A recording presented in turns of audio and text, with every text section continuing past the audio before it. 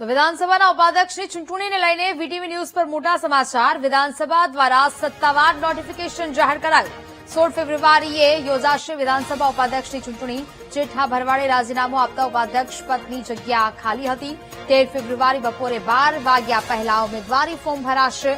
કોંગ્રેસ પક્ષે ઉપાધ્યક્ષ પદની માંગ કરી છે અને હવે જેને લઈને હવે આ સત્તાવાર નોટિફિકેશન જાહેર કરવામાં આવ્યું છે. વિધાનસભાનું સત્તાવાર નોટિફિકેશન જાહેર થયું છે.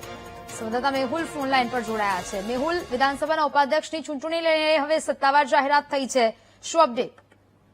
બિલકુલ નેહા, વાત કરવામાં આવે તો 16 ફેબ્રુઆરીના રોજ આ વિધાનસભા ઉપાધ્યક્ષ પદની ચૂંટણી જે છે તે થશે. આ માટે જે ઉમેદવારોએ ઉમેદવારી પત્ર ભરવાનું હોય છે તેની અંતિમ તારીખ 13 ફેબ્રુઆરી એટલે આવતીકાલે બપોરે 12 વાગ્યા સુધીનો સમય આપવામાં આવ્યો છે.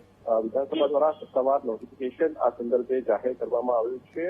જેઠા ભરવાડ જે પૂર્વ ઉપાધ્યક્ષ હતા વિધાનસભાના, તેમણે રાજીનામું આપતા આ જગ્યા ખાલી પડી હતી અને કોંગ્રેસ પક્ષના જે નેતા છે ડોક્ટર તુષાર ચૌધરી, તેમણે 2 દિવસ પહેલા આ પત્ર જે છે તે મુખ્યમંત્રીને લખીને પણ કહ્યું હતું કે આ જે પદ છે તે વિપક્ષને આપવામાં આવે, કારણ કે આ પરંપરા પ્રણાલી જે છે તે વિધાનસભાની રહી છે. હવે શું થાય છે, કોંગ્રેસ પક્ષનું સ્ટેન્ડ કયા પ્રકારનું રહેશે તે જોવાનું રહેશે, પરંતુ આવતીકાલે બપોરે 12 વાગ્યા સુધીનો સમય ફોર્મ ભરવા માટે આપવામાં આવ્યો છે. જી બિલકુલ મેહુલ, જાણકારી બદલ આપનો આભાર.